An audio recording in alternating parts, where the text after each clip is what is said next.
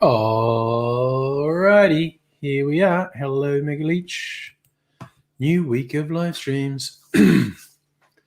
Tuesday night, very close to solstice. I don't remember if tonight or last night was the shortest night, but they're about the same anyway. So we're at the, sorry, not the shortest night, shortest day, longest night. So we're just at the point of the year where it turns and we get a little bit more sunlight every day, or a little bit less nighttime, whichever way you want to look at it.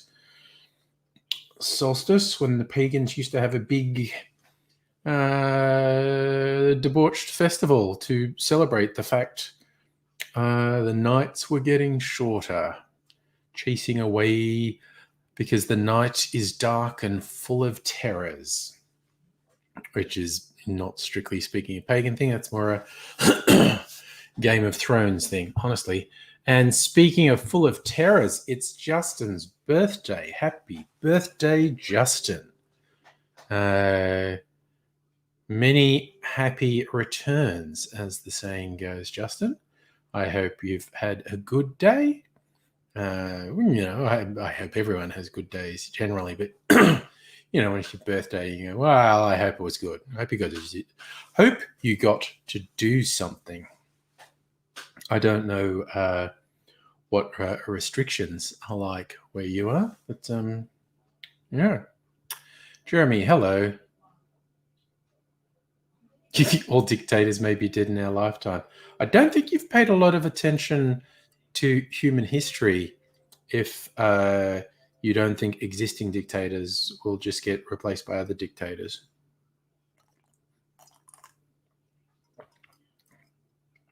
And of course, to an extent, dictator is a point of view. I mean, we can, say a dictator. Well, I suppose whether or not a dictator is an absolute negative is a point of view, because we could say a dictator is an unelected person who declares themselves absolute ruler of an area. But there have been a lot of really popular dictators, at least popular with sections of the population. Dictators are seldom unpopular with everyone. They often offer favors to particular groups to bolster their power. So not everyone thinks dictators are bad. Yes, Justin, that is, speaking of terrors, Barnaby Joyce. I think that's hilarious that Barnaby Joyce has done an internal spill on the National Party and got the leadership back. I honestly think the Liberals must be shitting themselves, because this stands every chance of being very bad for them electorally, because Barnaby Joyce is a fucking abomination. I mean, I have an extremely low opinion of everyone in the Liberal National Party coalition. But even by their horrifically low standards, Barnaby Joyce is a fucking abomination. And yes, Justin, he was planning it all along. There was all that hilarious quotes to the media over the weekend with Michael McCormack saying, "No, there's no spill. I'm not under pressure." And Barnaby Joyce going, "Oh, no, I'm not challenging him." And it's just like, oh, yeah, he is. What a fucking shit show, honestly. I mean, what was that? I mean, Joyce was probably planning his revenge from the moment he got ousted. He's just a fucking psychopath. And I just think, if Labor can goad him a bit into saying some of the horrific shit he believes, then it'll chip away at the LNP vote at the next election. But who friggin' knows what's going to happen at the next election? It was interesting that there was a poll, I forget who ran it, came out in the last week or so, that said, according to voter intentions, Labor had lost quite a bit of primary vote intentions, but the LNP hadn't picked anything up. That had all gone to independents, which probably means a net nothing to Labor in terms of seats in Parliament, because a lot of people who say they're going to vote for independents don't, although they do, and the independents don't have enough votes to win. So in preferencing, it goes back to Labor anyway. So I think it's pretty mean. Justin, it wouldn't be beyond belief that Shorten thinks he should replace Albanese before the next election, but fuck Shorten. Honestly, fuck him. He absolutely bollocksed the last election campaign. The fact that he could fucking lose against the absolute clown show that was the LNP, that was just pathetic. That was such a pathetic showing by Labor in the last election. It was just oh my god, what a bunch of fucking failures, quite honestly. And Shorten, fuck him, because he was a key person in turfing Rudd and then conversely turfing Gillard. So the fact that he was such a key part of all that destabilization, and the Labor Party were fucking stupid enough to reward him for his fuckery with the leadership, is just ridiculous. Mind you, if he'd have won the last election, I would have been so fucking relieved. Because while I make no secrets of the fact it shits me that Labor do nothing to inspire people to vote for them, they just go with this pathetic fucking Liberal Party light horseshit that keeps failing them, and they keep doing it because they're spineless fucking cowards and won't actually stand up against the really fucked policies of the LNP, because they go, my focus groups said that people in Western Sydney are all fucking racist, so we better be fucking racist in our policies or they won't vote for us. It's like, get fucked. And how well did that work for you, you dickheads? So Jerry can't get over Barnaby's El Crepe smile. Just and Barnaby's scary beetroot head, and just the various terrifying looks of Barnaby Joyce that have been captured on camera. He is indeed a very creepy individual, and he's just fucked. He is just fucked. It was like when people say, like, okay, you know, women, everyone apart from straight white men are underrepresented in the parliament, and straight white men are grossly overrepresented in the parliament. So there should be quotas within the party to even up representation, and you get these fuckheads, particularly in the LNP, but not limited to them. But you say, oh, this is ridiculous. We choose people based on merit. Get fucked, you choose people on merit. By that definition, you are saying Barnaby Joyce is the best possible person to represent a particular electorate and to lead the fucking National Party. That is an horrific proposition. The idea that Barnaby Joyce is the best anything is just fucked. So I don't want to say more than that. Jeremy, you reckon 6 months before Barnaby's next sex scandal? You might be right. And I'm not sure exactly what you mean. It's only racist or sexist if you're a white male. Not sure what that's in reference to. But it's just, again, that whole argument of, I don't have quotas for underrepresented groups because just put the best person. It's like, fuck off. You don't fucking put the best person in. There's all these bullshit backroom deals and who's connected and who isn't. And that's how they get in. That's how Morrison got into Parliament. That's how Joyce got into Parliament. It's how they end up leading. And it's like, they are not, by any stretch of the imagination, the best possible people for the job. And it's fucking farcical to suggest they are. So if everyone who's in there is just there because of fucking backroom deals and who they know, then quotas are absolutely a requirement. Honestly, probably won't solve anything.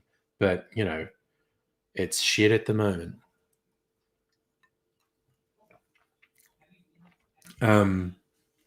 It's just, ugh, yeah. I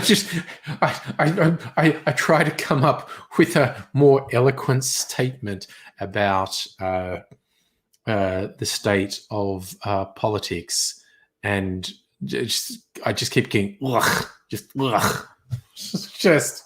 it's just fucking terrible. It is really fucking bad, and it's just a shit show. Just a bunch of sort of psychopathic, entitled fuckheads who think everything's due to them and refuse to take responsibility for anything. And we're just left staring in disbelief at the fuckery that goes on. And it's just, ugh. What is this shit, honestly? So,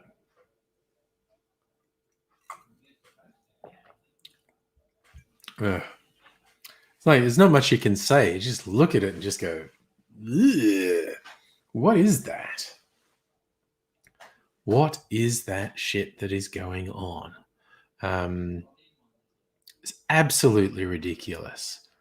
Like when you see the absolute fuck muppets that stand up and say stupid fucking things, and they are clearly clueless fucking pieces of shit, and we get fed the lie they got there on merit. They were the best possible people to have these positions of power, and it's like, fuck off.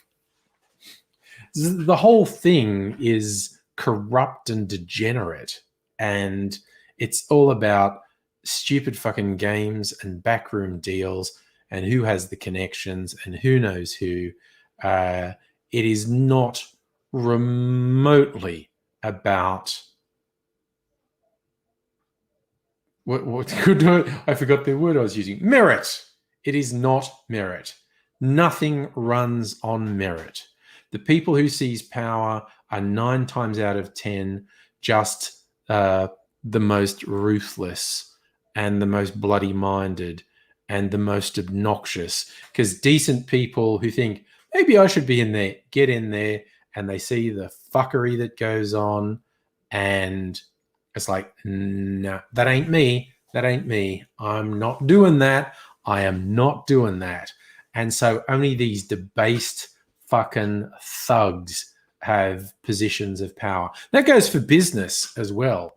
The idea that the heads of business are the best possible people is fucking horseshit. It's just all these stupid entrenched prejudices that govern, you know, who benefits and who doesn't.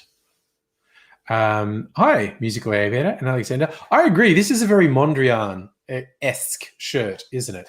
This is in my now quite large wardrobe of like 50s, 60s retro shirts. This is one of the more abstract one. And I agree. It has a thoroughly Piet Mondrian vibe. Quite like his work too. Was he Distill? I'm trying to think. Yeah, Distill. Yeah. Sorry, I just looked him up. Distill, which translates as the style.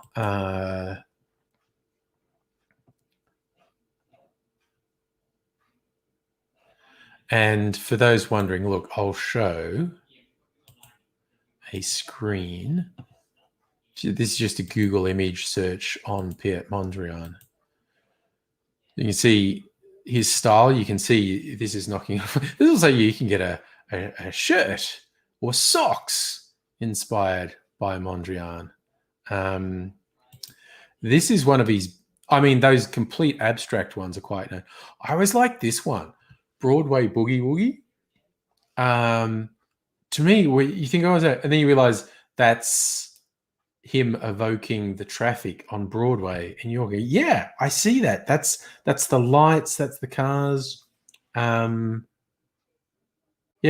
I quite like Mondrian's style, and even the completely abstract ones, because he was doing stuff people hadn't done before. So,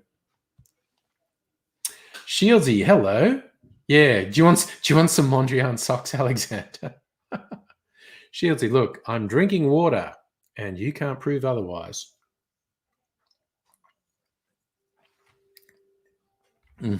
Tasty water. That is actually really good. Tasty rum and lime flavored water. But, you know, I'm drinking a glass of clear liquid, and you can't prove it isn't rum. Oh, damn, I slipped. You can't prove it isn't water. So, well, you know, it's got a big iceberg in it. One of my big clear ice things in it. That's water. It's just solid water. So there's definitely water in this drink. It's definitely composed of water. So, you know, I'm healthy is what I'm saying. Making healthy choices. Okay. But that is genuinely good, that drink. That is a milk clarified daiquiri, in fact. It's very good. Matt, you're cutting timber. Wow, with a miter saw. Okay, please concentrate, Matt. Please concentrate. I would feel very bad if the stream distracted you and you cut a finger off. I would feel very bad. I should say they're almost finished with the footpath in front of your place. Got to finish the driveway. Man, that must really suck though that they just dug it up. I mean, you know, shit happens. They got to do it, but yeah. So musical evidence. Someone used Mondrian stuff as an example in an unrelated argument a while back. Don't know what the heck they're talking about. I wouldn't be surprised if it was someone who doesn't like abstract art and doesn't really understand what it's trying to do. Oh god, I think it's back on. This fucking webcam's back on autofocus, and he's going out of focus. Where's my controller? Options, advance, white balance, camera control, focus. I think it's in focus. Come on. Oh no, that's on. Yeah, it is on auto. Don't be on auto. See how I'll go real out of focus.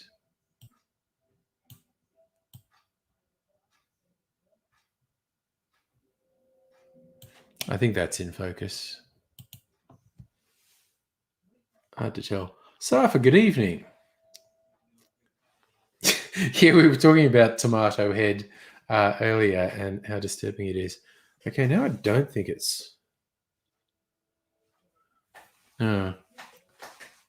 It's all a bit. Yes. Musical Aviator. Many of Mondrian's more famous works are just called composition number whatever. So I highlighted the one that was called Broadway Boogie Woogie, just because it's such a cute name. Also, I like it as a piece, but because I think it does evoke the essence of traffic on New York's Broadway. God, Shields, it's a drama. Footpath driveway's been dug up for 4 weeks. Cement mess all over the drain, bit in your front yard. Damn. Hopefully it gets sorted, and then it's done. Then it's just done, and you're set. It's kind of like in Victoria, since the first election win of the Andrews government, one of their election promises was to start removing level crossings because they're dangerous and they fuck up traffic. And lo and behold, they have done it. And it's a major piece of work each time they do it. And not far from me, there are 2 level crossings, which they'd always said they were going to do. And now they've actually said, I think it's not till next year. It's either late this year or next year. But that's going to 2 level crossings that are not very far from each other. And that's going to fuck things up for months. Like commuting will be shit for months. And if it's not till next year, it'll probably be like, people expecting you to go into the office again. I'm still working from home now. Wish they'd have fucking done it last year when I wasn't going into the office anyway. Say la vie, though. It's probably going to be just when someone wants me to go into an office, the train lines will be ripped up. And I can still go by tram, but then because the train lines are ripped up, everyone will go by tram. And it's like, fucked. And the trams will be really crowded. And it's like, sucks. So, biting commentary, Safa. State government, more like Melbourne government. Well, dude, I will offer a little alternative to that because I'm actually working for the state government at the moment, in the public service. And I hear lots about what's happening. And while the media only covers stuff about Melbourne, you're right. I've learned all these little projects that are happening all over the state. There are some, and these aren't politicians, these are public servants, people who work for the government or people who work for the state. And they're doing a lot in the public, and the government controls the budget there. So it's like, Luke, hello. Ooh, I didn't hear that. Abigail, I didn't see you pop in. All right. This guy about a plane crashed in Moorabbin. I didn't hear that. Oh, wait, I might have seen that actually. Piper Shefton, not sure who's flying, one on board doing landing practice. Well, dang, that's a hard sort of practice when you plow into the ground.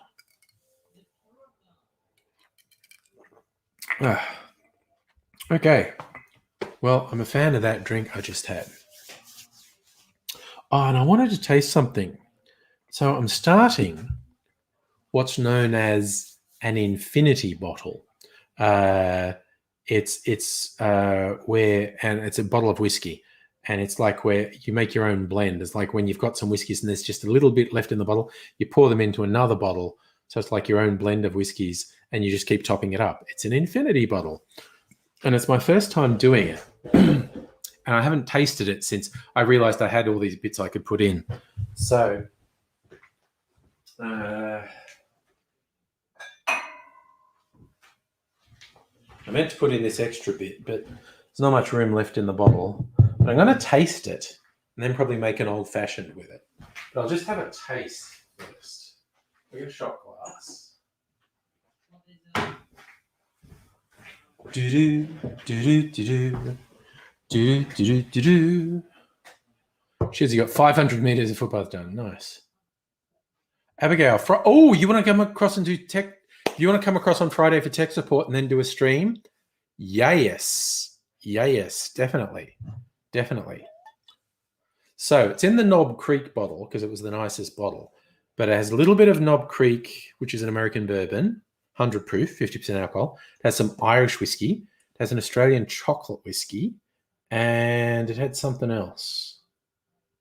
Knob Creek, chocolate, Irish, and something else. But anyway, and I want to add this Rittenhouse Rye to it. Hello, Chris. Oh, yeah, musical aviator. Victorian government's way better than the New South Wales government and their freakish levels of corruption. So if your mum's town got a kids' splash park, which was Labor election promise, nice. Doesn't have a change room. Okay. All right, so I'm going to have a little taste of my own blended whiskey. And that'll make enough room so I can put some Rittenhouse rye in.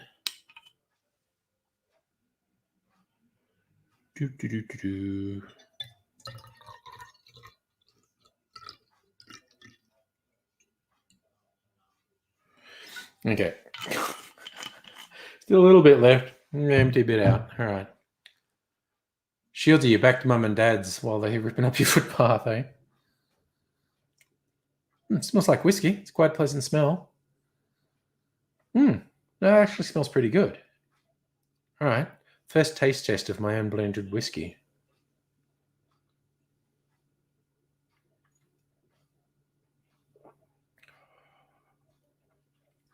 It's actually pretty good. I taste that chocolate. That's actually pretty good.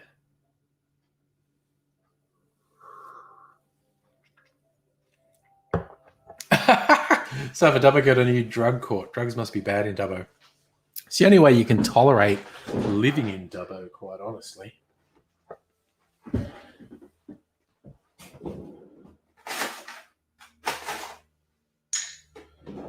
The only good drug court I can think of for Dubbo is one where you go to plead your case and say to the judge, look, honestly, I need drugs. This is what's happening in my life. This is what's going on. Please grant me drugs. I need drugs just to face life.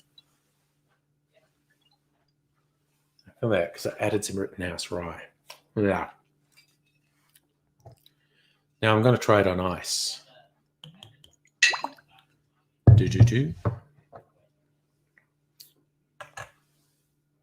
What about that corrections inmate place near Dubbo had to be evacuated to? I didn't know there was a corrections place near Dubbo. Closest one I knew of was in Bathurst. But I don't keep up with things. Shieldsy brought in the bucket and kid. You'll love it. There was, I think it was a comic I read as because it's a notorious thing drunk Poms do is go into an Indian restaurant and eat too much, and then they're sick afterwards. And there was this comment where Yobbo goes into an Indian restaurant and he's like, I'm not sure what to order. And the waiter goes, well, why don't I just get 3 curries and 6 cans of lager and dump it all in a bucket? Just cut out the middleman. Implying that that's what's going to happen. The guy's just going to eat too much curry, drink too much lager, and then throw up in a bucket. Right, I'll try it on ice now.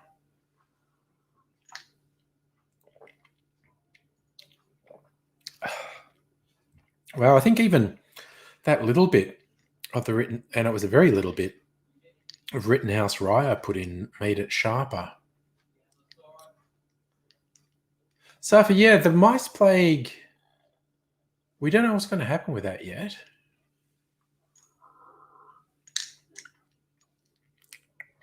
Alexander, you're all up for a curry and lager night? All right. I'm going to make an old-fashioned with my Infinity whiskey. Oh, man, that's good.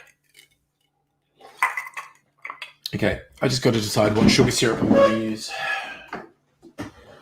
Maybe the honey syrup. I've got a honey syrup in here. Honey syrup. Just a little bit of it left. I only made a little bit of it. I do some honey syrup and some Ango bitters. Just keep it simple. Keep it simple. Where's my jigger?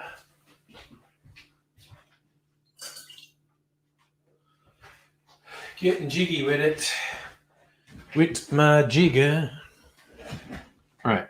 So, make a simple old-fashioned. Build it in the glass. I was trying to take the stopper off, and the stopper's already off. All right. Whiskey. He makes a whiskey drink. He makes a lager drink. Makes a cider drink. Makes a vodka drink.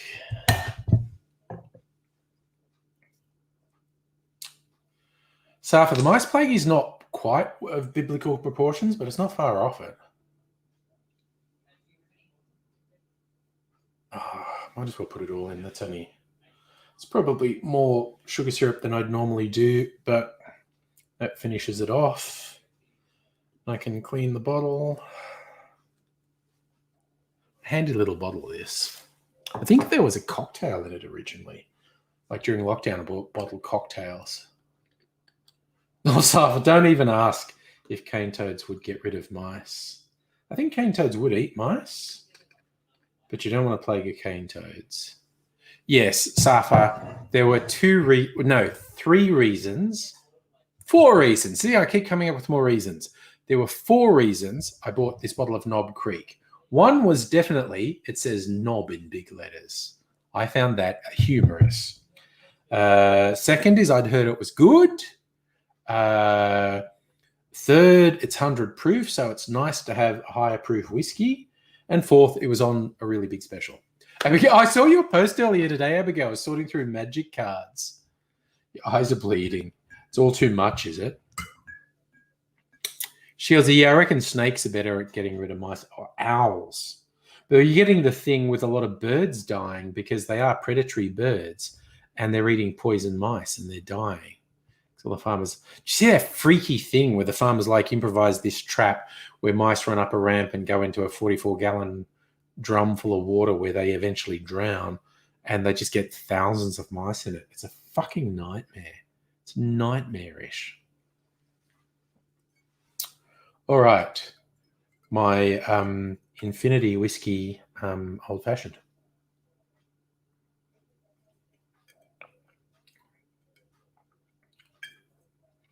That's pretty good. That's pretty good.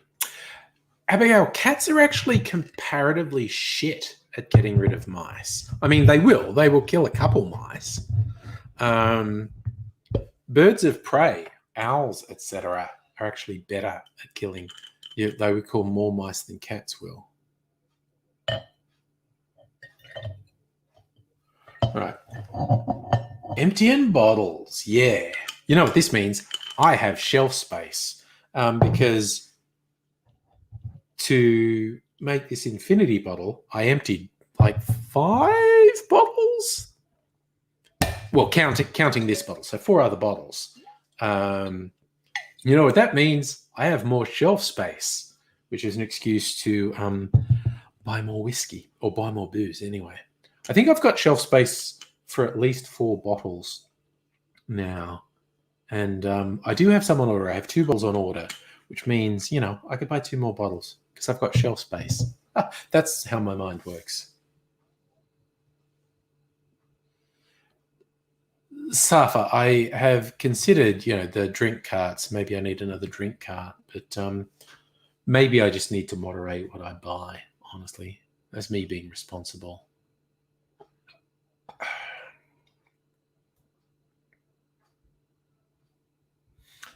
Yeah, Luke and Shields, I think you're kind of onto something. Luke, cats play with mice and let them go, but there are so many of the mice a cat just won't know what to do with. In fact, chickens. Have you ever seen freaky fucking videos of chickens? There's one in particular I've seen people share heaps of times. There's a cat sort of playing with a mouse going, no, and this chicken just runs, like must be on a farm or someone who keeps chickens in the yard, and this chicken just runs in and goes, and grabs the mouse and fucking swallows it whole. And you see the cat sitting there going, fucking hell, what the shit was that? There are a lot of bottles in recycling this week, which if my neighbors knew how many booze bottles were in recycling this week, they'd be very judgmental, I think. But as I said, it's because I emptied a bunch that had a bit in them into here. And these are all stuff I bought 12 months ago. So it takes me a long time to go through a bottle. Abigail, you saw a duck run and catch a mouse. Never seen a duck run so fast. Yeah, Shieldsy, that's actually fair. 2 carts is already a lot. 3 carts is speaking to a drinking. Luke, good question. Let's see if I can find. I'll do the simple thing. Go on YouTube. Chicken eating mouse. Yeah, and it auto completed to chicken eating mouse from cat. Yep. No, that's how you find it. Just chicken eating mouse. Just search chicken eating mouse, and it auto completes into, chicken eating mouse from cat. And it's freaky. Now, I'm not going to show it because I'll get a copyright thing if I show it, because YouTube's content match is freakishly fast. All right, now this looks like a full bottle of Knob Creek, and it's actually only about that much as Knob Creek, and then there was chocolate whiskey and Irish whiskey and Rittenhouse and something else. Why did I forget the other one? Or was it just there was a lot of the chocolate whiskey? The chocolate whiskey was the least good whiskey I've bought, so I sacrificed it all to this. And this is actually now not bad. It makes a good old fashioned anyway.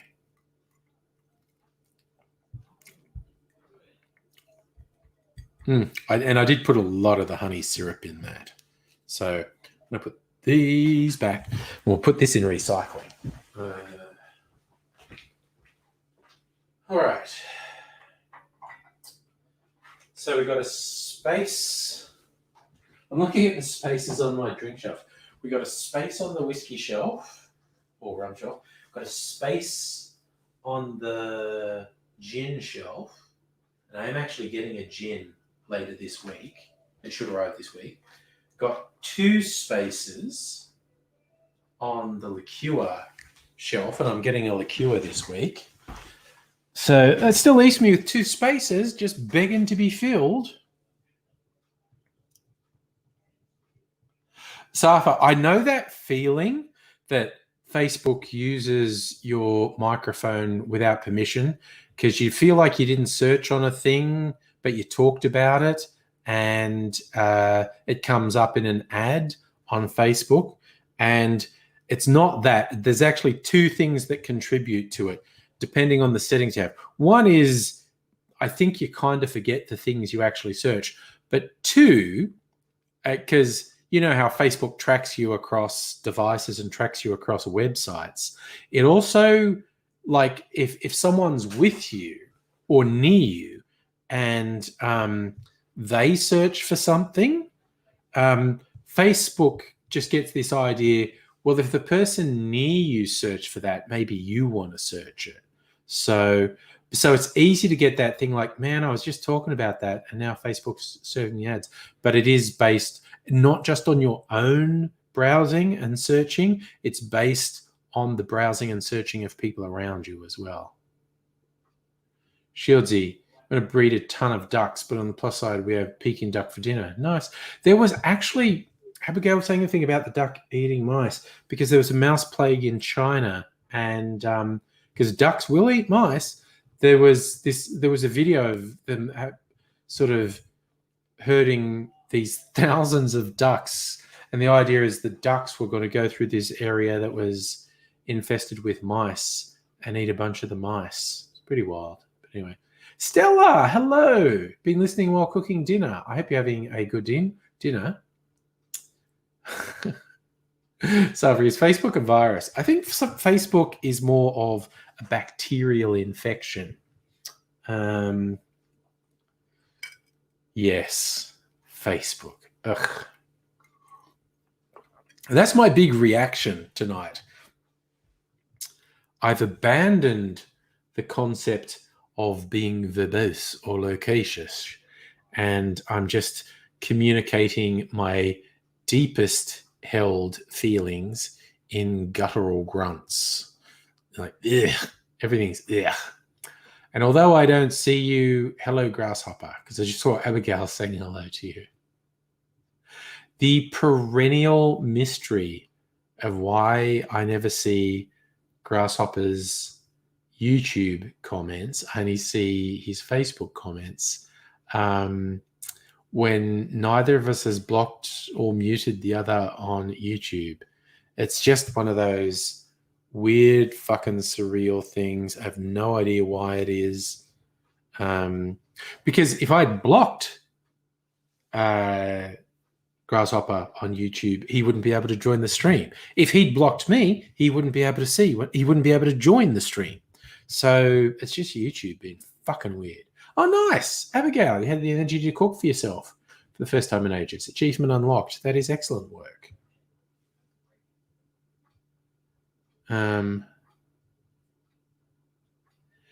Yeah, Shieldsy, you can, whatever Facebook ads you block, it'll just serve up more ads to you. It's funny because I bought some of these shirts, so I got endless ads for these shirts because there are a whole bunch of websites, and I mean, you know, there's probably dozens. I've seen at least half a dozen to a dozen websites, and they're all selling websites with different names, but they're all selling the same product. So it's all coming from the same warehouse. So I block one and say, don't ever show me ads from them again.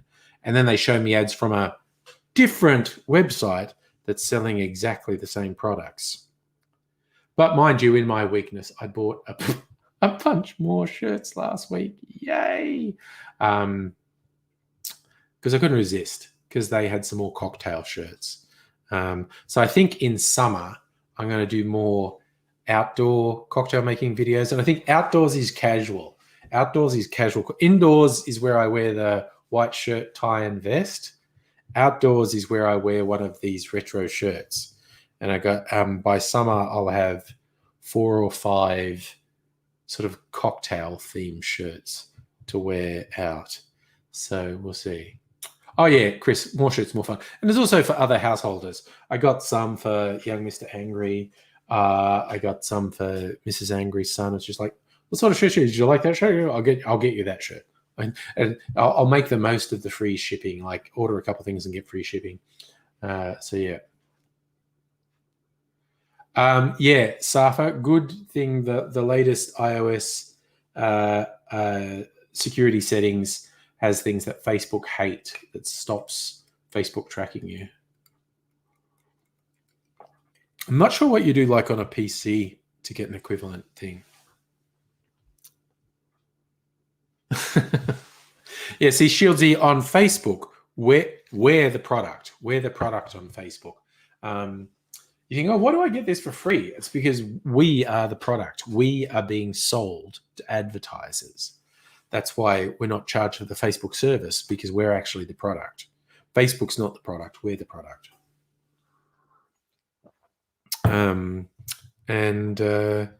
Yes, I can't be too harsh because, like I said, I buy a bunch of things. By the time, okay, I'm sort of saying to myself, not buying any more shirts. I think I'll be up to a dozen of these when the next order comes in.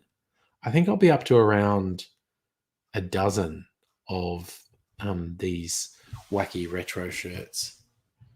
Safa, Google doesn't run the same as Facebook because they're, well, competing companies, but Google and Apple and Facebook do a bunch of the same stuff because they're all big fucking evil conglomerates, basically. So, and Chris, I agree with you. More shirts, more fun. And I really like these shirts. And they have a few different vibes.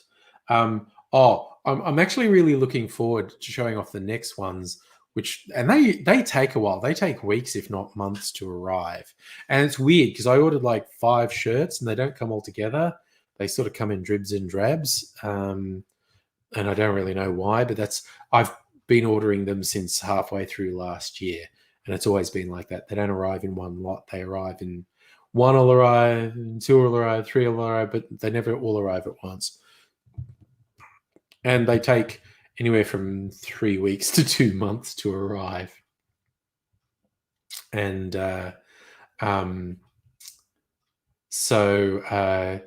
yeah. But aside from getting a couple more cocktail themed shirts, which I will be showing off. And because they're in a couple of different styles, which I like. But there's one that's not cocktail. It's this space thing. And I just loved the design. It's like a 50s Buck Rogers idea of really sexy, futuristic rocket design. I'll show it when it comes. I really liked the design. Like, I think I was just buying cocktail shirts, and then I saw this really retro sci-fi design and said, well, I fucking have to get that too. That's just beautiful. That's just a beautiful design. So yeah. Shit, you blocked Queensland Labor, Australian Labor, because they spam. Yeah, they advertise a lot, man. And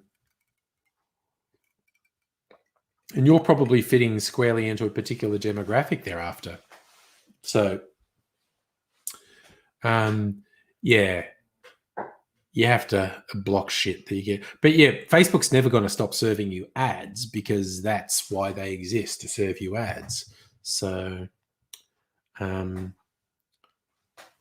yeah, I kind of think it's funny because I clicked on some of the clothes ads, so they served me up a bunch more clothes ads, and then they start serving me up women's clothes ads, and I'm like, oh, okay. Oh God, Safi, you were getting spammed by Craig Kelly. Oh my God, he fucking sucks so much, that guy. He's such a piece of shit. I mean, even by politician standards. It's like, I have a pretty low opinion of politicians generally. There's a very small number I have a positive opinion of. Most of them I have a negative opinion of. But even by my normal politician standards, some are just super fucked. And Craig Kelly's one of them. He's the fucking worst. Scott Morrison's another. Barnaby Joyce is another. George Christensen in Queensland is another. It's kind of like very tiny number of politicians I think are okay to good. Most I think are shit. And then there's a chunk that I think are just fucking horrific garbage people. But yeah. Shit, you never get spammed from the LNP or Liberal Party. Maybe you're not their demographic, man. Who knows? But it also depends what you click on, I think. I mean, who knows how their fucking marketing works, quite honestly. I think Labor are probably far more into sort of spamming ads out there, because they're the ones desperately trying to change people's minds. The LNP are trying to keep people the same because, at the federal level, they're in control. And so maybe they're not spending as much on advertising. Who knows? I don't. Abigail, you've sorted through 2 boxes of magic cards out of about a dozen. Ooh, and you found a bunch that are worth $20 and a bunch of crap. Oh, dear. But a couple good ones. So there you go.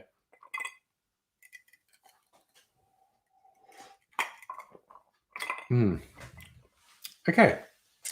That Infinity whiskey made a good old-fashioned. It's very sweet. I put almost twice as much of the honey syrup as I normally would in just to use it up. And so that was basically very sweet. But the Infinity whiskey is pretty good. Experiment, tick. It worked. There's a lot of whiskeys over there, and they're really special ones. I don't think I want to ever add them to an Infinity one. I just want to drink them as they are because they're special, and I paid extra for them. I don't know.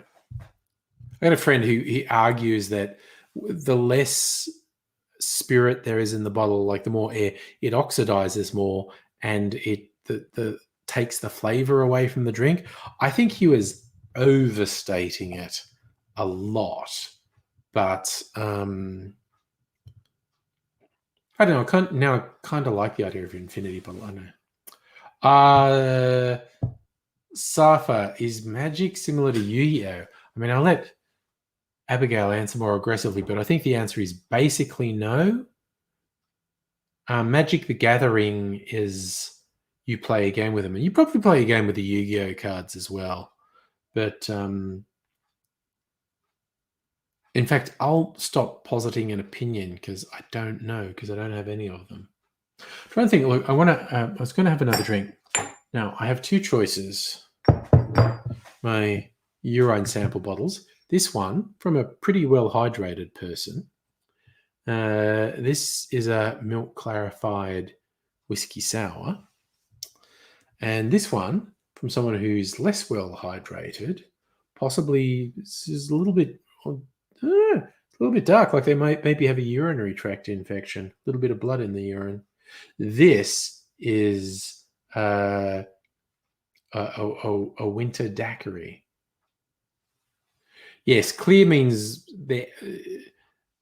you're extra hydrated. If you've been drinking lots of water, your urine's basically colorless. If you've been drinking an average amount of water, your urine will be sort of lightly yellow. And if you're not drinking enough water, your urine will be dark yellow to orange. And that almost also, if it gets a bit more orange, leaning towards red, it might be blood in your urine. So might have a urinary tract infection. And just so many of the milk clarified things end up going yellow. I just always refer to them as urine samples. What should I drink? Because I've already had one. I had the white rum daiquiri before. This is dark rum daiquiri. I was thinking of having whiskey sour, but then I had the whiskey old fashioned. So I don't know which one to drink. And when I say rum, I actually substituted rum for Pimm's because I wanted to empty the bottle. Pimm's is a gin liqueur, basically. But this has rum and Pimm's in it. So it's a weird sort of daiquiri. And this is a whiskey sour that I milk clarified. I'm just going to have one more drink. I'm not going to drink both. Well, I could have a little bit of both of them.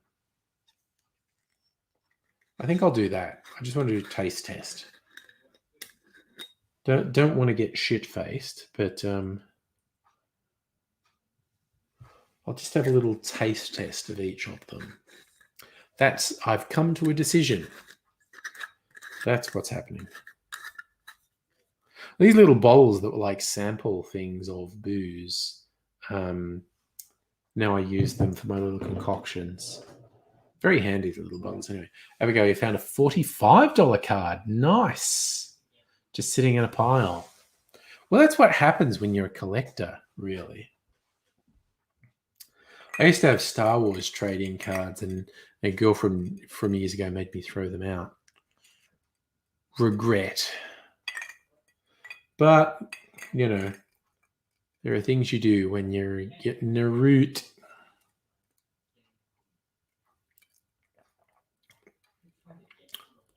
That's pretty good. Ooh, yeah. Milk clarified whiskey sour. That's pretty good. So if you bought some PS4 games on Prime Day, I bought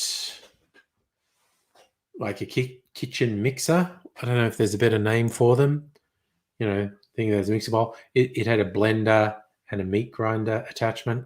Blender will be good. I can make blender cocktails. Crushed ice. Chuck ice and, make frozen daiquiris, frozen margaritas, that type of thing. I can make, when that arrives, which is supposed to be this week, I can make blender cocktails. Yeah.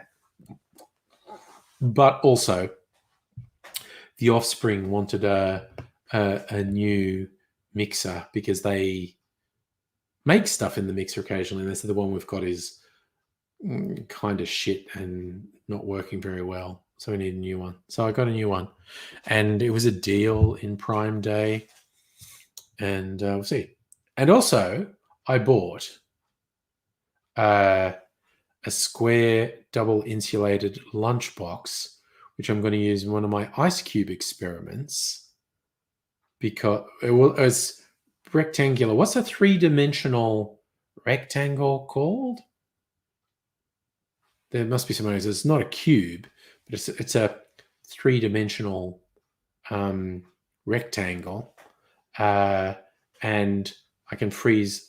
It should work. It should do the directional freezing because it's double wall insulated, directional freezing, and I should get clear square ice cubes because using the coffee cups as I do, I get cylindrical ice cubes, which honestly work because I have cylindrical glasses.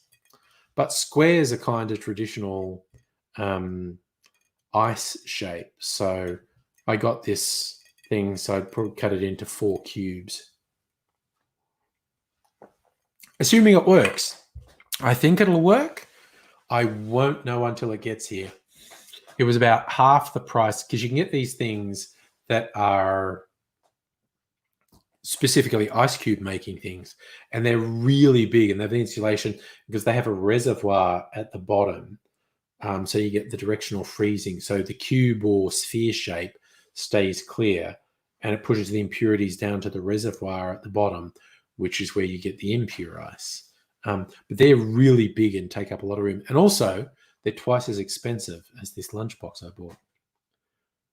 Double purpose. It's a lunchbox. It's an insulated lunch. So the idea is if you put something hot in it at the start of the day and took it to work, it would still be into hot at lunchtime. So it'll be a lunchbox as well. Should you looked it up on Google? It's a rectangular cuboid. Okay, weird. Yes, no, Megalich, you actually found that for me. You found that lunchbox for me. That was your suggestion. So I actually bought it. It's half the price of these specialized ice cube things and also half the fucking size. So I think it's going to work and I think it's going to be good, but I won't know till it arrives. Celtic King, hello. So yes, and I thank you once more for that suggestion because I was trying to work out what was there that had square edges that I could use. And yeah, it was insulated lunch boxes. And I looked through a bunch of them. Oh, yes, that's the one I remember, Abigail, a rectangular prism. Thank you. That's the one I remember from school. So yeah, the lunchbox is an insulated rectangular prism.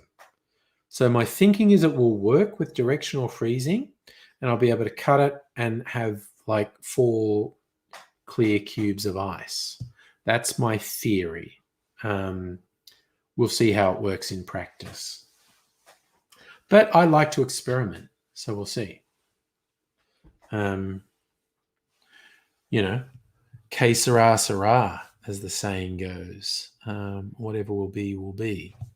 But I think it'll work. It makes sense that it would work.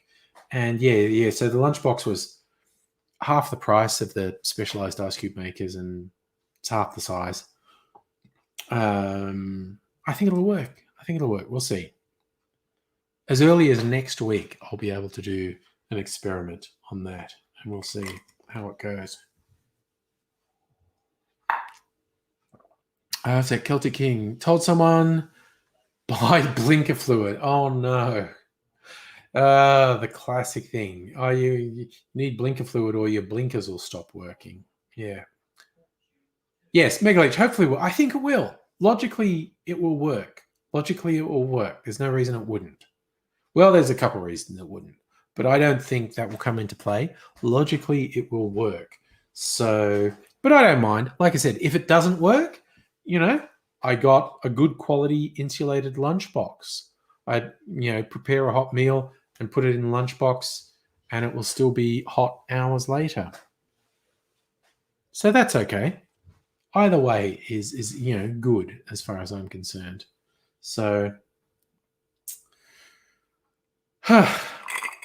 that's coming. So I've got a bunch of stuff ordered off the internet coming this week, next week, who knows, month later. So there's a mixer, kitchen appliance, the lunchbox, some booze, and some shirts. And because I went through a flurry of buying things, I'm like, is there anything else? Did I buy anything else? I don't remember. I don't know. I love it when something gets delivered and you go, oh, surprise package. I don't know what it is. goodness, what could it be? So we shall see. Now I'm going to just have a little taste of this. Not really a daiquiri because I wanted to use up my Pims, and visually it looked like rum. But flavor-wise, it's quite different. Very... Hellion, hello, Kirsten.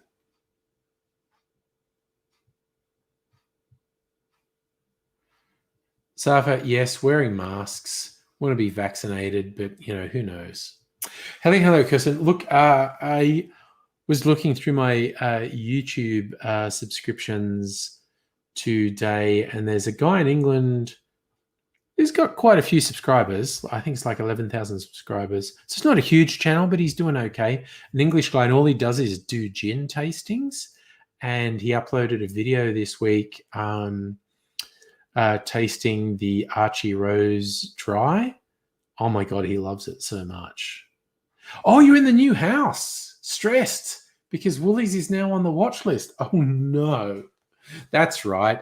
Yeah, it's all about to go fucking tits up in Sydney. Right on the edge, I reckon. Right on the edge.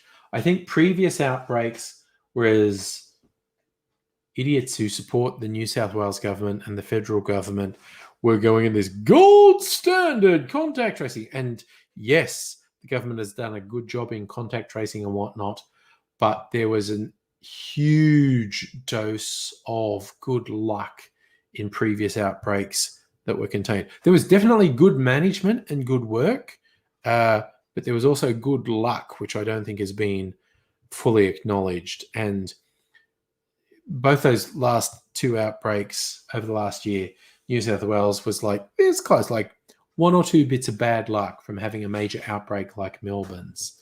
And this one might get contained again, might get contained like the other ones did, but you're basically one bit of bad luck away from a fairly widespread outbreak that would require a fairly severe lockdown, like the one we're just coming out of in Melbourne.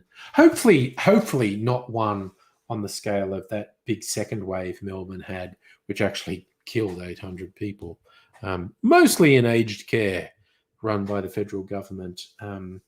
And they'd done nothing to protect the people, and so it killed a bunch of people. I remain hopeful that it will be controlled in Sydney, but it's on a fucking razor's edge at the moment. Safa, yes, Sydney's more expensive to live in compared to Melbourne. Melbourne is easier to live in than Sydney. And by some measures, real estate and rent and stuff is as expensive in Melbourne as Sydney, but I just think Melbourne's easier to live in than Sydney. Kirsten's just moved, actually, from Melbourne to Sydney, so my vibe about the whole thing might be out of date. Kirsten would be a good judge of if Sydney is more expensive than... Oh, yeah, Kirsten says definitely yes. Okay, yep, cool. Chris, you remain hopeful that vaccines work really well or the US is fucked. I am still worried about the US, Chris. I'm worried about the UK. I'm worried about Europe. I'm worried about North and South America. Africa seems to be, from the communication we get, seems to be handling it reasonably well. Oh, no, Matt, your 30th this Saturday. Is that in Sydney? Did you have something planned? Because sorry, dude. I worry that you will have to cancel that if it's on soon. Yeah, you've got a couple cases in Shieldsy. Hopefully it's all okay. New South Wales is more of a, 20-odd cases. And it's like, and they haven't been testing enough. Could be more.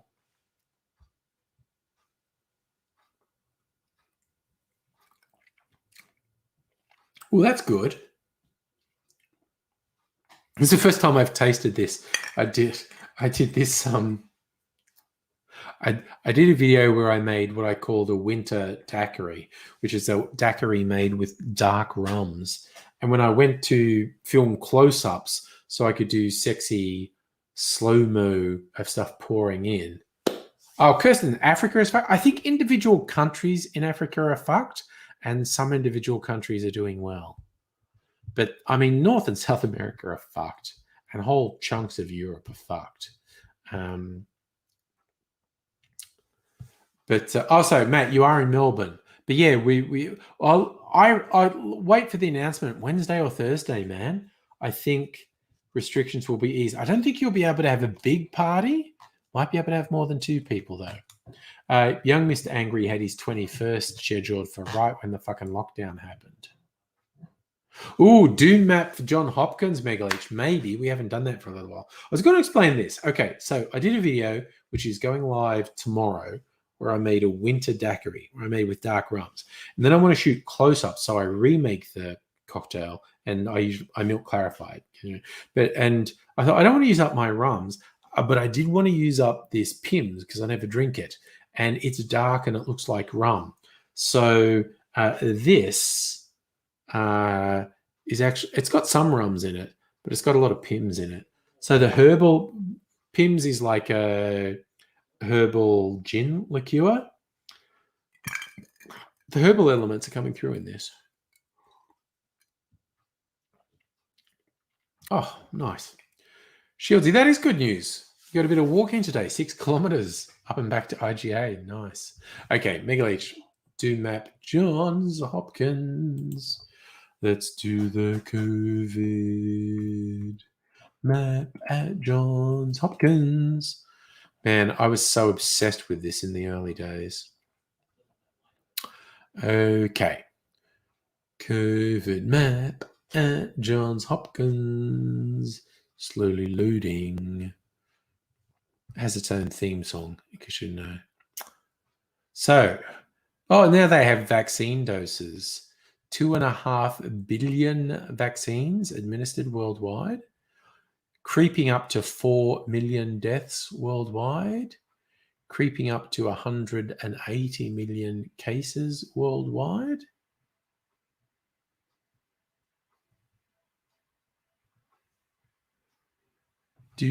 So US is still up there, 33.5 million cases, 600,000 deaths. India, 30 million cases, coming up to 400 million deaths. Brazil, 18 million cases, 500,000 deaths. France, creeping up on 6 million cases, 110,000 dead. Turkey, over 5 million cases, 50,000 dead.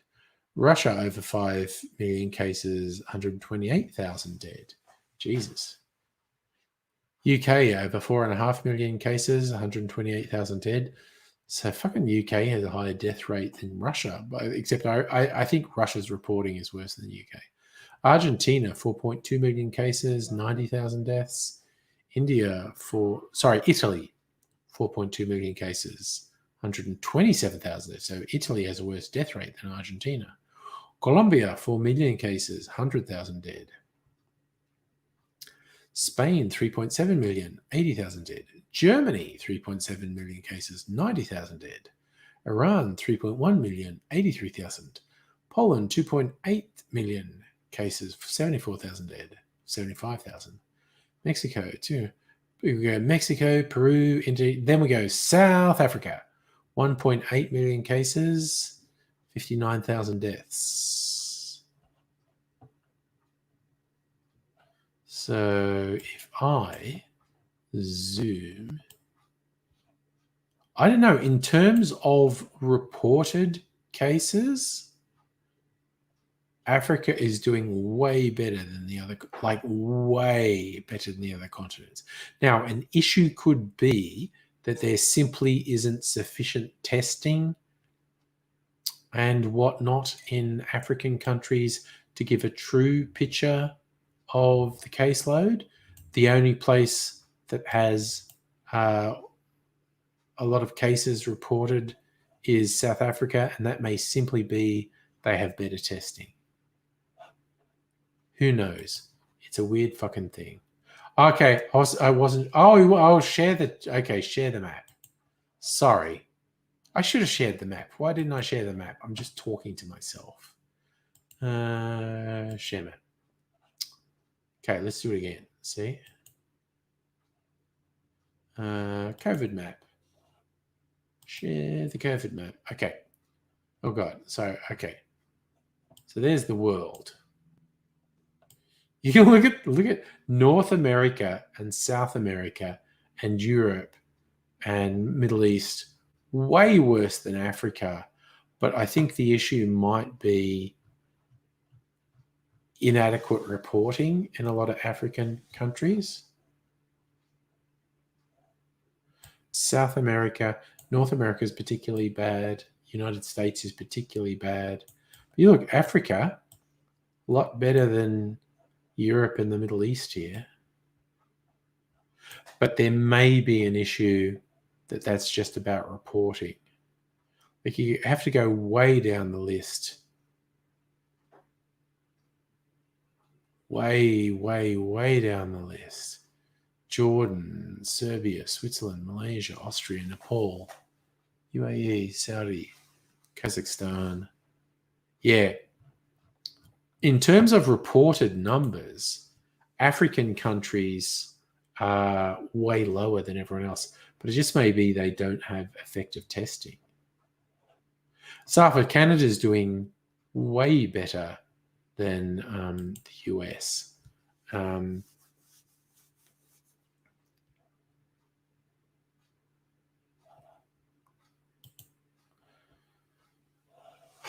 Yes. And the big danger is that all the places that are reporting now, they're not at their worst stage. Everyone's like, oh, yeah, we're getting stuff and we're getting vaccines. I mean, there's no guarantee we're past the worst of it yet. Matt, yeah, Canada is doing noticeably better than the US. But there are still some fairly wide-scale lockdowns in Canada because there are a lot of cases going on, but way better than the US. So I think it's pretty clear the policies in Canada are better than the policies in the US, but yeah.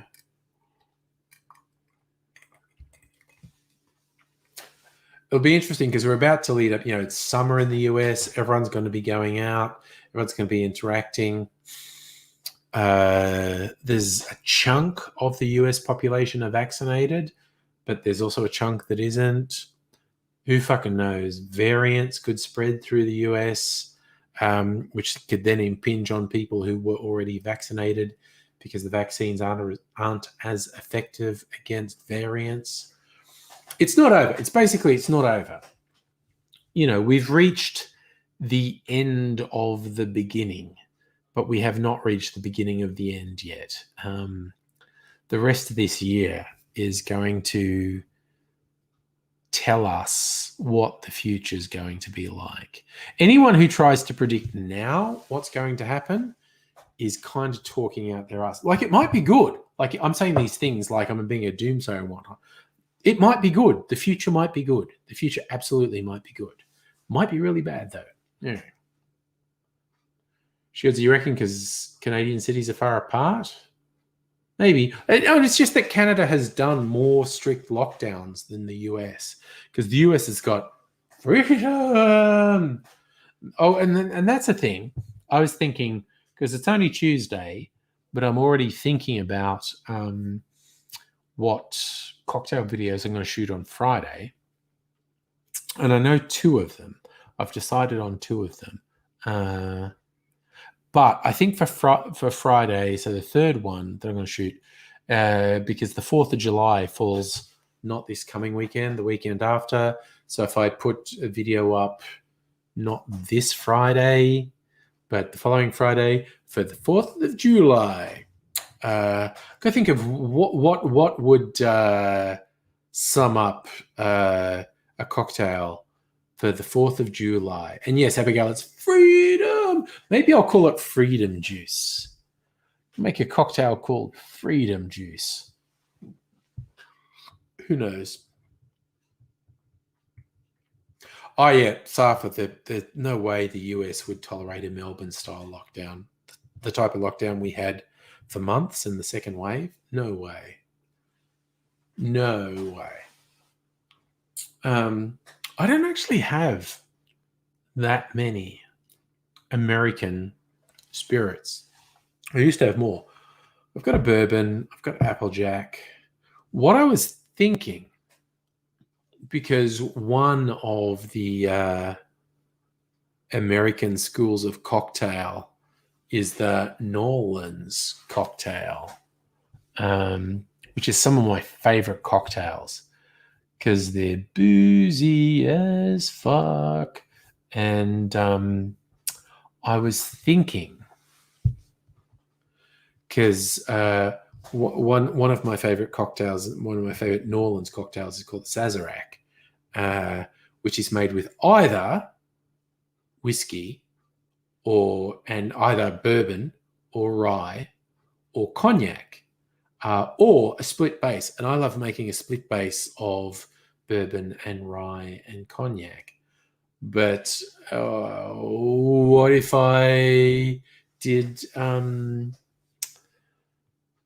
what if I did Applejack instead of the other? So I could go, I've got an American bourbon, American Applejack. Cognac by definition is French, but that's the French Quarter of New Orleans. So I'm thinking that's one thing I was thinking of for the 4th of July. I could do an Applejack. I could do an Applejack Sazerac. That's almost that's rhyming. It's like rapping Applejack Sazerac. Stop it, Angry. Stop it. You're very white. Don't do that.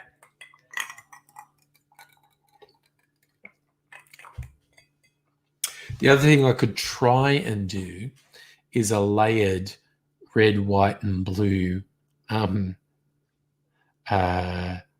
shot. Do you like grenadine, blue curacao, and a white spirit, vodka or gin or rum? I could try just knock back a freedom shot.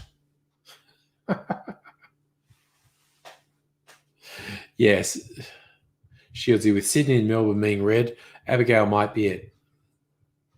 Sydney and Melbourne, the only ones that matter. No, because we've got Sydney and Melbourne have had 90% of the COVID cases in Australia. And Melbourne's had 75% of the COVID cases in Australia. But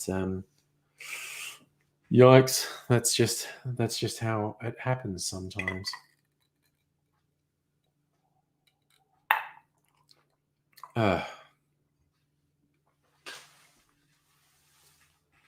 So yeah. Oh, I forgot to, man, I did an old fashioned. I forgot. I was going to put a cherry in it because I bought the expensive cherries, maraschino cherries. Ideal for cocktails, made in Italy. And I kind of swore that I was going to do a cherry on every whiskey cocktail I made.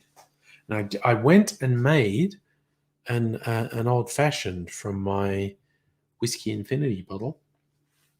Didn't put a cherry in it. Lost opportunity. Oh well. Maybe on Thursday night. Although, on Thursday night, I'll probably just drink these two on Thursday night. Because they were both really nice. And so I just had a little tasty of them, but I had a big tasty of the other one. More than enough to get me drunko. Some of it is all of Australia population. I think 75% of Australia's population is in Melbourne and Sydney. Let's work it out. Okay. I'm going to do Google search.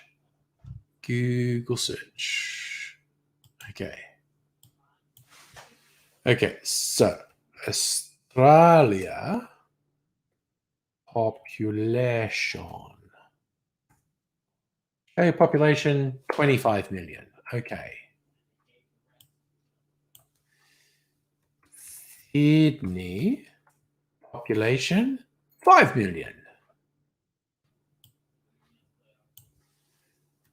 Melbourne, 5 million. So, okay, I overstated it. So 10 out of 25 million, 40%. 40% of the country's population is in Melbourne and Sydney. There you go.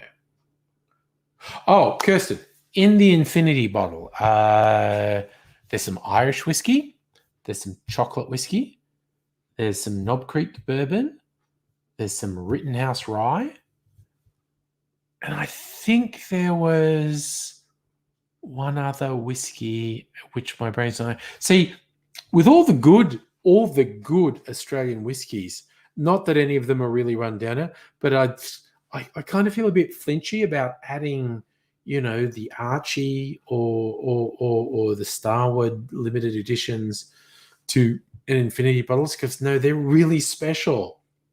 Maybe when there's just a little bit, maybe, but none of them are that low yet.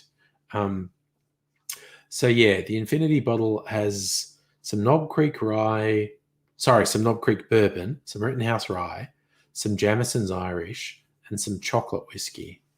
And it was actually pretty good. I had a little taste straight, and it was pretty good. And I made an old fashioned with it, and that was pretty good. Not bad. So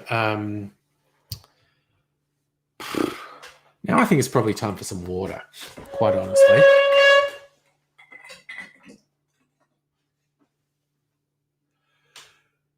All right, tickle in my nose. Another one, I think. Oh, good Lord. Oh, okay. So, yeah, but my initial thing of an infinity bottle worked reasonably well. So, but I added because there wasn't much room in it, I added a bit more Rittenhouse rye. Oh, sorry. Water's really good at the moment. Oh, sorry. Was that bad in headphones? Was the sneeze bad in headphones? My apologies.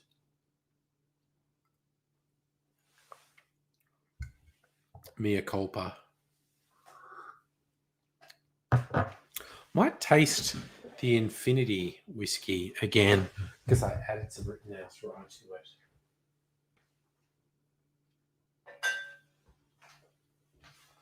But the big news is because I can Kirsten, because I consolidated some bottles, I have some shelf space.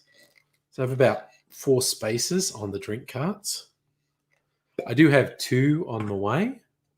That means I can buy 2 more bottles. So that's something for me to think about.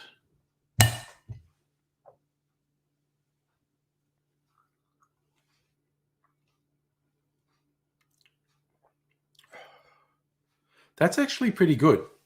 I put it in the Knob Creek bottle because it was the best bottle. Whew. That is actually pretty good.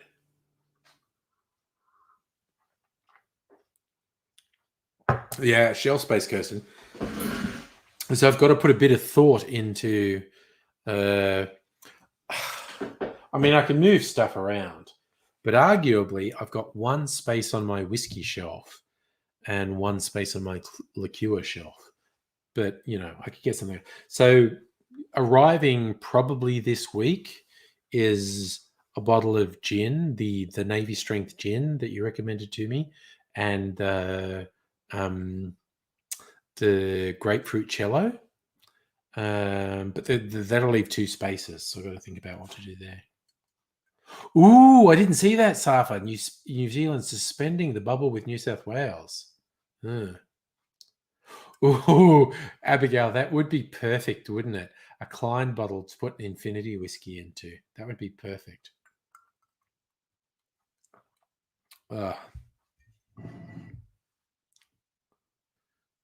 And Kirsten, that's a good call. Run out of shelf space, buy another shelf. Yeah. Oh no, Shieldsy. If you start looking at COVID deaths in the US, it's overwhelming. It's fucking overwhelming. Because and that's all down to Trump, because a vaguely competent president could have reduced the deaths in the US by 50%. Biden could have reduced the deaths in the US by 50%. Trump's just a fucking lunatic. And his level of denial that he brought in absolutely resulted in hundreds of thousands of unnecessary deaths. It's wild. History is not going to be kind to that motherfucker because he's a piece of fucking shit. Whew. Okay. So Safa, what the infinity bottle means is when you have a little bit left in another bottle and this one goes down a little bit, you just pour that little bit in. So it's this continually changing, because the different whiskies all have different characters. And so the infinity bottle is this constantly changing. You can do it with cocktails as well. The two main cocktails you would do it with would be a martini. So you would be adding different gins and different vermouths to the infinity martini. And the other one would be a Manhattan. So you'd be adding different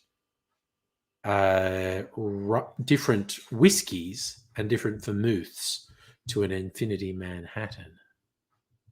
Oh yeah, Abigail. It can literally be any spirit. So yeah, an infinity gin, an infinity rum, an infinity vodka would be a bit more subtle, but there's no doubting the different quality brands of vodka have different characteristics. But yeah, infinity spirits are a whole thing. Infinity cocktails are a bit more difficult to maintain quality on, because if you keep changing the spirits and the modifiers that are in a cocktail, it can sort of go all over the place. But the other one actually that springs to my mind that could be interesting to try and maintain is an infinity Sazerac, because you could mix that with Sazerac is basically, it can be bourbon, so different sorts of whiskies, bourbon, rye, other styles of whiskey, or cognac, teeny bit of absinthe, teeny bit of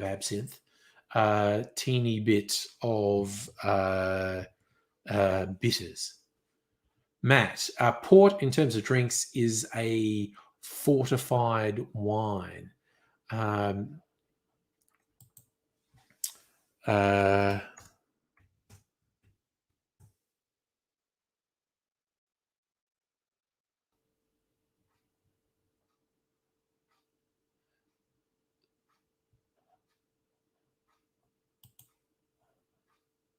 So port is higher alcohol by volume than the average wine. Port tends to, it's almost a dessert wine because it's got this stronger flavor. You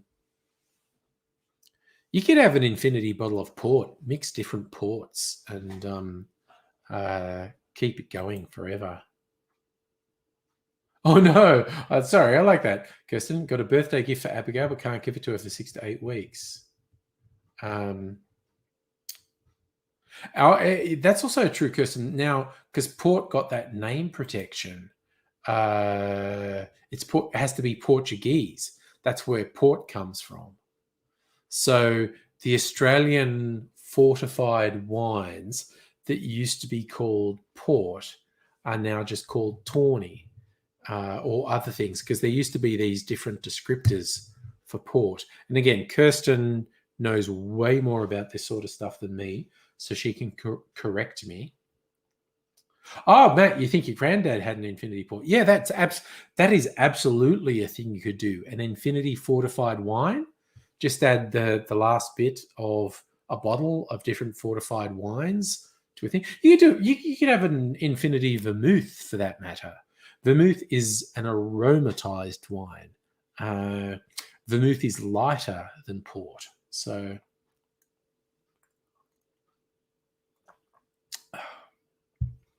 okay, actually that water's tasting really good. Shieldsy, you guess stockpiles of coffins and made by FEMA's going down the US. Who knows? Abigail, I don't know about infinity mac and cheese, but this is a real thing that was reported to happen in some kitchens in Europe. Was an infinity soup. There were rumors that certain places, taverns and whatnot, had soups that had been being continually added to for literal centuries. Great big pot on a fire that had never been taken off the fire. And as it went down, they added more vegetables and more stock and more water to it. There are rumors that there are places in Europe that have had an infinity soup going on for literal centuries.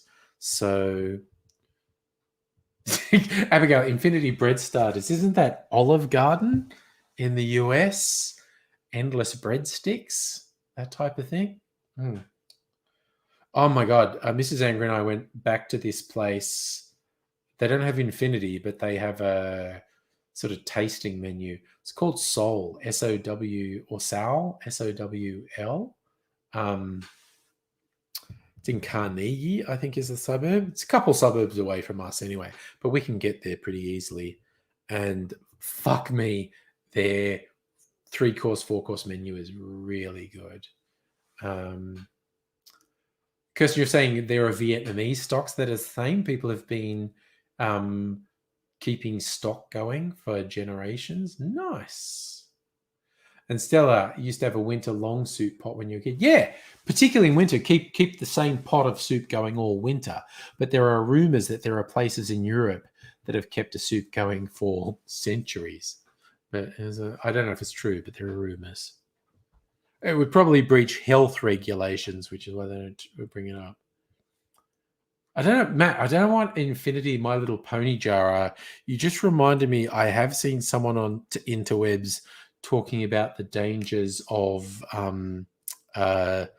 gel sex toys that they coalesce, and they stuck a bunch of gel dildos in a glass jar, and they did just melt into this amorphous gelatinous mass. So careful with gel sex toys, basically.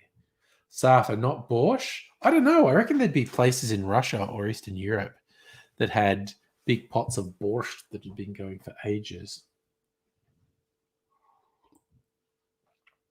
There's a restaurant bar in Chapel Street called, I think it's Borscht, Vodka and Tears.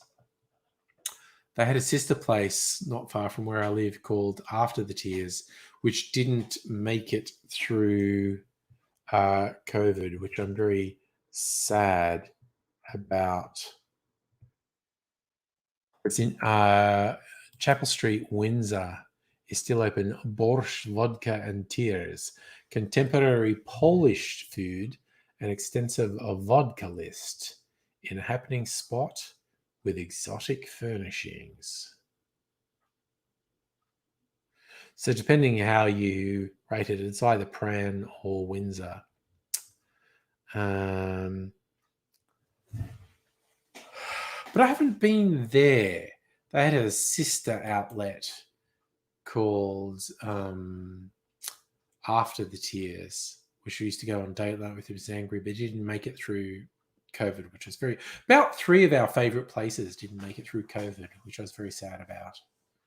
Looking at their website, Borscht, Vodka and Tears is a Melbourne institution currently celebrating 20 years at the colourful end of Chapel Street. Styled after Krakow's cellar bar, Borscht is the romantic bohemian enclave, home of Green Fairy, ode to hazy and debauched bygone world.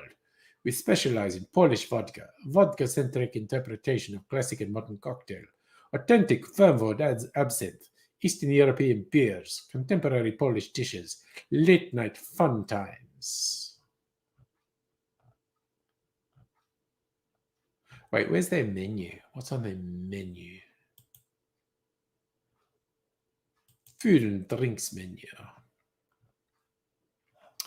Come on, load web page. Zakutski means food to drink with. It's a mix of hot and cold bites.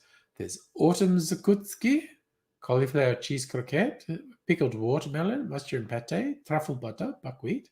Farmer's zakutski, devil's on horseback, cheeseburger, pierogi, smoked duck and venison terrine, grilled ksabi, buckwheat. And then there's pierogi, which is Polish dumplings. I really like pierogi, actually. Cheese and potato pierogi, beef and chicken. I'm just randomly doing an ad for Borscht Vodka and Tears. Sweet potato cheddar jalapeno pierogi, potato and onion pierogi, porcini and sauerkraut pierogi, mixed pierogi. What's Prazatsky? Bites, nibbles, and gobbles. Okay, cool. Polish sausage, zucchini flour, lamb croquette. Prazatsky, small dishes. Salad, dirty Reuben fries. Fries with hot cheese sauce, Russian dressing, topped with house-smoked pastrami and sauerkraut. Polish gnocchi, Polish blintzes. Borscht. Polish soups. Ooh, Ukrainian borscht. Slow-baked meats, goulash. Chicken stroganoff, Hungarian goulash. Desserts, chocolate babka. Extras. Wait, where's their drinks? Cocktails. What do they have for cocktails? So, oh, yes, this is very similar. Serenity Now. Mildly insane mix of vodka, mint, cucumber. Anyway, you're probably saying stuff in chat I'm missing. Chris, are you criticizing? Are you criticizing my Russian accent? Honestly. Oh no, Abigail, you Googled the Oh, sorry, was that the My Little Pony jizz jar? Was that what that was? That sounds like a thing I remember. Safa, just look it up, man. It's what's it called?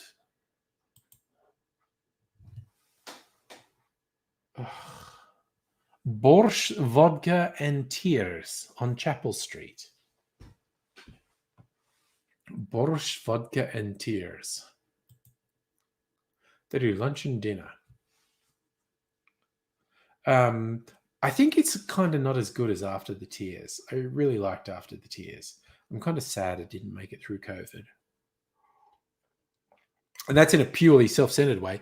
Then I feel bad for the people whose business didn't make it through COVID, because that was the other tough thing about COVID, how hard it was for businesses.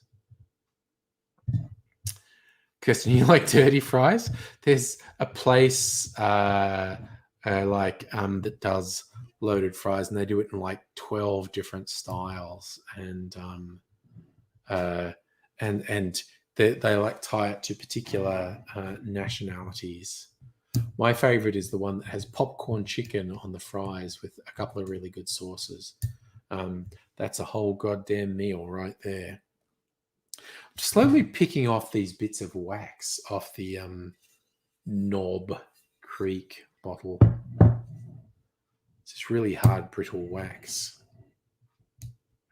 And I'm a real fidgeter, so it helps to have this little thing to fidget with. I'm going to just slowly pick off these bits of wax until it's so I don't have a waxy knob anymore. I mean, they know what they're doing. Knob Creek, and they just have Knob in Bigger than Creek. Oh, it's straight bourbon whiskey. It's Kentucky straight bourbon whiskey. Straight bourbon whiskey. Who remembers me trying to say maple bacon, and maple bacon bourbon ended up becoming maple bacon bourbon. Ugh.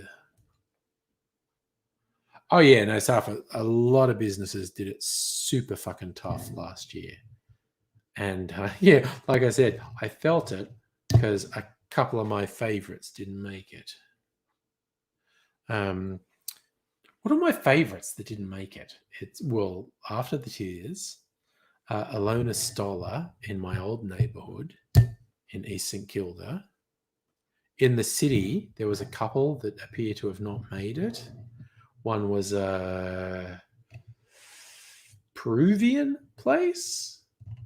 And I know that sounds a bit weird that there was a Peruvian place there, but they specialized in pisco cocktails, but also the food was quite good. And they didn't make it. So, yeah, a few of my favorite places. I tried to support my favorite places. I was ordering a shit ton of stuff during lockdown because I was still working. I still had a job. I still had money. So I was ordering a shit ton of stuff during lockdown. Yeah, Shizzy, the drink is a knob. Oh dear. So, but yeah, and of course, there was also the thing of people dying, not making it through COVID. But I don't for a second forget about people losing their jobs, people losing their businesses. It was hard, but man, the lockdowns were necessary because instead of like 800 deaths in Melbourne, we would have had thousands and thousands of deaths. Like people have done the modeling, like, oh yeah, if the government did nothing, if the government did no restrictions, no lockdowns, no mask mandates, that type of thing, Melbourne alone would have had tens of thousands of COVID deaths. Nice, Matt. You get Uber Eats to support the local business, not because you're a fat, lazy fuck. Yeah, and I ordered a shit ton of booze during COVID, not because I'm a fucking alcoholic, but because I'm a patriot and I support Australian businesses. And as Kirsten's was the main influence in getting me to buy stuff from Australian distillers, which made me Kirsten turned me into a patriot. Because I probably, if I didn't have Kirsten's influence, I would have just bought shit from Dan Murphy's all during lockdown, and it would have been just big international brands. So as it was, I supported a bunch of independent Australian distilleries and collected handwritten notes from them. I've got half a dozen handwritten notes over there that came with various booze orders I made during lockdown. The distillers, including a little handwritten note saying, "Thanks for supporting us." So, yes, buying a shit ton of booze during lockdown. I'm not an alcoholic. I'm supporting local business. And yes, Abigail also become a patriot, doing God's work for local distillers. Suffer you drink more than usual last year? For the first few months of COVID, I definitely drank more than was good for me, but I cut right back. I cut right back. I had a couple drinks tonight, definitely, but definitely the first couple of months of COVID, I was drinking too much. And after a couple of months, I went, oh, I think I'm drinking too much. I should stop. So I have minimum 2-3 nights a week where I don't drink alcohol at all. And another couple of nights I drink in relative moderation. I don't know. I think tonight was in relative moderation. Some nights I drink. Some nights I'll only have one drink. I think tonight was in relative moderation. And Friday night's party night, which again, doctors would frown on if they knew how much I fucking drank on Friday nights on the streams. They'd go, "That's binge drinking," and I'm like, "Shut up, you fucking nerd." Because there's a good question. If you hadn't turned up in chat during COVID, would it influence the piece great? It's been to, like, I'm not joking. I would have, all my booze purchases would have been big international brands from Dan Murphy's. There's no two ways about it. Ian, hello. You only drink when you're with your partner, even though she doesn't drink. But that's fine. You drink with company. Everyone here on the stream is my company. Oh no! So Abigail, you haven't had an alcoholic drink for a couple of weeks then, since the stream where you got quite drunk, which may or may not have been my influence. Ah, and you're talking about coming over on Friday. Nice. But I always offer the non-alcoholic version. Now I'm obsessive, and it's hurting my nail to get. I'm going to get a little knife. I want to get all this wax. I want to get the wax off my knob. Oh, look, there's a knife here. Okay. This is a bit longer and more awkward than I was hoping for. Be a serial killer. Can I get this? I want to sort of break the wax with a knife. Ooh, that nearly ended badly. Oh, that worked. Fucking hell. Nearly ended badly, but it worked. It's like a foreskin. I just circumcised my bottle. I took its foreskin off. Huzzah! My knob has no foreskin anymore. Excellent. Mate, you going to do a hot tub on Friday? Nice. Ian, she loves rum on your breath, wants a rum mouth. You can do that. Get an atomizer, Ian. Get an atomizer. They sell them in lots of places. Get an atomizer and put some rum in it, and just get her to go say ah, and just spray a mist of rum in her mouth. So I circumcised my knob, and the wax foreskin is gone, and got this little handful of little bits of wax. I feel like an accomplishment, and it was a minor miracle that I didn't cut myself, because I'm really fucking cold. I'm going to put this in the bin. I'm going to put this in the bin.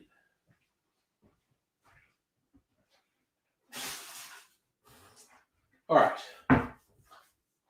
So again, what whiskeys do I have? I have a bunch of Starwoods. I've got the Archie Rose single malt. I've got a Lark whiskey. I've got the Gospel Limited one. I've got the Lark Slanche. I've got a Jamison's Irish. I've got a Wild Turkey 101. I've got some decent whiskies there. Got to think a bit more about what else to get. See, Ian, get an atomizer. If she likes rum on your breath, get rum in an atomizer, and she can use it as mouthwash. I'm a terrible influence. Don't listen to me. I'm a terrible person. Shieldsy, I don't know who Jimmy Rees is. What did he say about Australia in a video? The only video I saw recently about Australia, so I was communicating with Kirsten, dude who does gin reviews, a Pom who does gin reviews, who fucking loved the Archie Rose dry gin. He loved it. Yes, Kirsten, I am drinking the Archie Rose single malt slowly. There won't be more for a few months. I will be keeping my eye out because it is fucking good. It is fucking good. It's amazing. Kirsten's informed me the Archie Rose single malt is actually 6 different malts from the Archie Rose distillery, and one of them was smoky. And that covered through because I made a cocktail with the Archie Rose single malt, and that smoky note, even diluted with the other elements in the cocktail, that smoky note still came through. So the fucking head distiller who put together that single malt fucking knows their shit, because the flavors in that, he said, thinking, do I want to have a sip of the Archie Rose single malt before bedtime? Probably. So I'll put my infinity bottle back. Come on, get there. I've actually got two of the Archie Rose pre-bottled cocktails should arrive before Friday. So I'll have some pre-bottled cocktails to try for party night.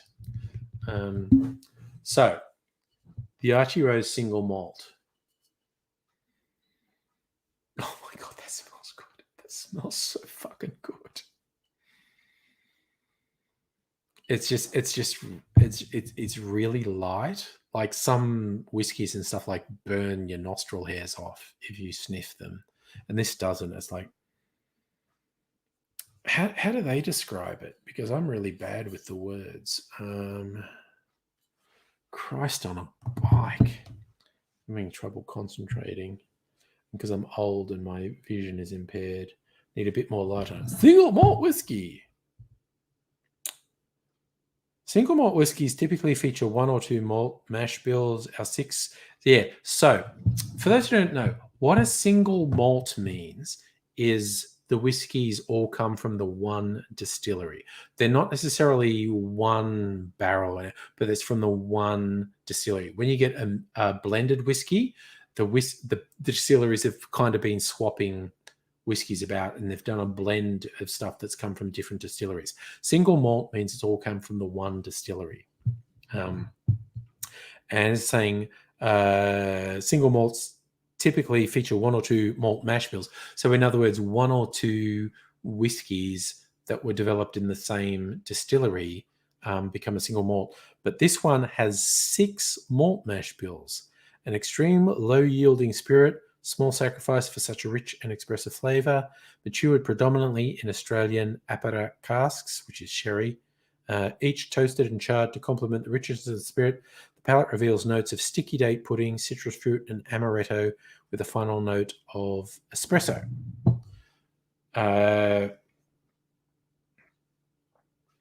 When I smell it, it's this.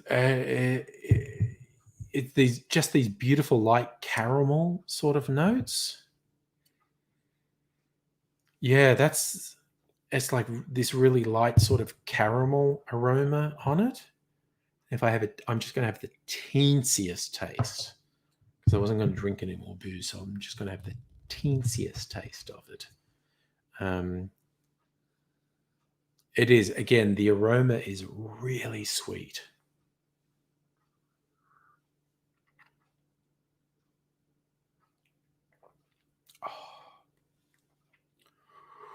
Whew. Feels very warm going down.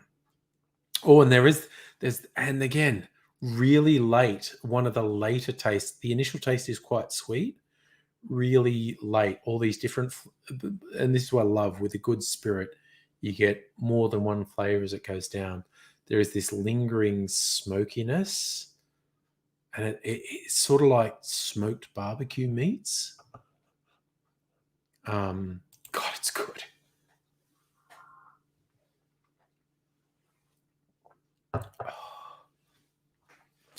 It's really easy to drink because if a spirit is harsh, I'm the type of person who's going to cough and wheeze when I knock back a shot of it. That is really easy to drink. The initial tastes are very sweet, and you're left with this lingering sort of smoke. Yeah, the best way I can describe it is it's like barbecue smoke meats. It's really fucking good. I'm basically saying really fucking good. Ugh. Ugh. Have a little bit more water. Cleanse my palate.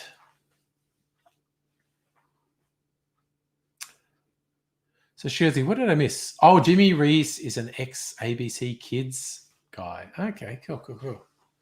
So, Kirsten, when you had the smoked malt in the distillery, smells like, yes, bacon shapes. Okay, yes, that is another good parallel. Like I was going like smoked barbecue meats, but yeah, it's kind of like bacon barbecue shapes. Oh my God. It's so funny. Yeah, but it's very much like smoked meats, bacon and sausage and whatnot. And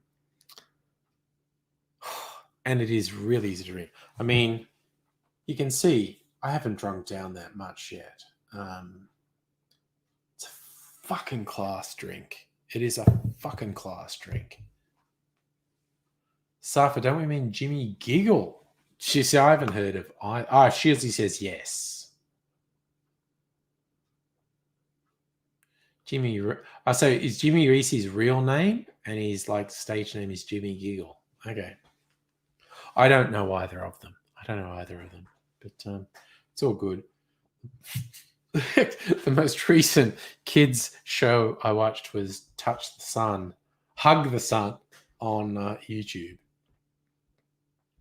Hug the sun, hug the sun.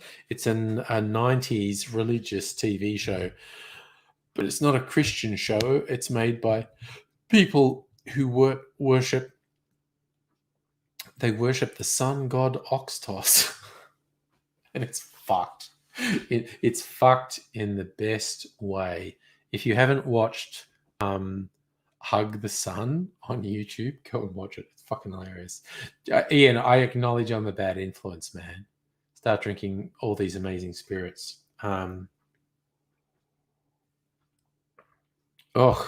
We get to Thursday, Friday night. I'm probably going to be even more. I'm going to be looser, as the kids say. I'm actually probably a bit looser than I intended to be tonight. Not absolutely hammered, but definitely in a don't operate heavy machinery mode right now. But this fucking Archie Rose, man, Jesus. I've got some of their bottled cocktails coming this week. I've still got the Negroni in the fridge. I finished the Tempest, and I just had to get the other ones because they sound so good. They'll probably arrive this week. So fucking Friday night might be well off the hook. We'll see what happens, because I have plans of what I'm going to make for my cocktail channel. And then also, having a couple warm-up drinks. And if I've got these fucking pre-mixed cocktails, if the two that I've ordered, because Archie Rose put out 4 pre-mixed bottle cocktails, and I got 2 of them, which was just amazing. And so then I had to get the other 2. If the other 2 are as good as the first 2, Friday night might be well off the hook. Ian, planning on coming in Melbourne around Christmas, visit brother. Oh, fuck yeah, man. I will catch up for a fucking drink, man. Christmas drinks. I will fucking do it. I will absolutely do it. Any excuse. Yes, Safa, I got to sober up for work tomorrow. That's all good. And obviously, I'm not absolutely at the don't drive a car, don't operate heavy machinery stage, but it's not like I'm not fucking shit faced. I'm not going to have a hangover. I'm not going to throw up or anything ridiculous. Finishing with my water because I'm responsible. I am drinking water. Sorry, Mrs. Angry to bring a few things in the kitchen, and she looked somewhat doubtful when I said I was being responsible. There's water. I was drinking water. I'm being responsible. Kind of obsessed about the clear ice, though. That bit's going to go there. I put some more in the freezer. And as I mentioned, in the Prime Day sales, I got the rectangular lunchbox, which I think will work for doing directional freezing ice. So I'll be able to make clear cubes instead of just clear cylinders. But I put the big coffee cup in this afternoon, and that takes a couple of days to freeze properly. So I might not even be taking that out till Thursday night's live stream, actually. I mean, I'll look at it tomorrow, and I won't be doing a live stream Wednesday night. Mrs. Angry and I actually finished 5 seasons of 6 Feet Under last night. That felt like a bit of an accomplishment to finish a 5-season show. And that was pretty good. Although if you ever watch it, they do this thing where people imagine stuff and dream stuff, and I think they did too much, and it started to shit me by the end. But it was a very good show for a 20-year-old show. Held up incredibly well. Now we're watching a new Netflix show called Sweet Tooth. We've just watched the first 2 episodes of the whole first season's on Netflix. It's based on a comic that's been out for years. And I think we're both going thumbs up first 2 episodes. I think we enjoyed the first 2 episodes. And I did note new Rick and Morty on Netflix. They're doing the 1 episode a week thing. I for some reason, I thought the entire season was going to be on Netflix. And I watched it on my lunch break today because I'm working from home, so I can do whatever I want on my lunch break. But it was only the first episode, so they're doing the 1 episode a week thing on Netflix. And they finally stopped censoring it. It was weirding me out that Netflix bleeped the swearing in Rick and Morty because they have so many shows with so much swearing. But on this new one, they're not beeping it anymore. So I feel a bit relieved about that.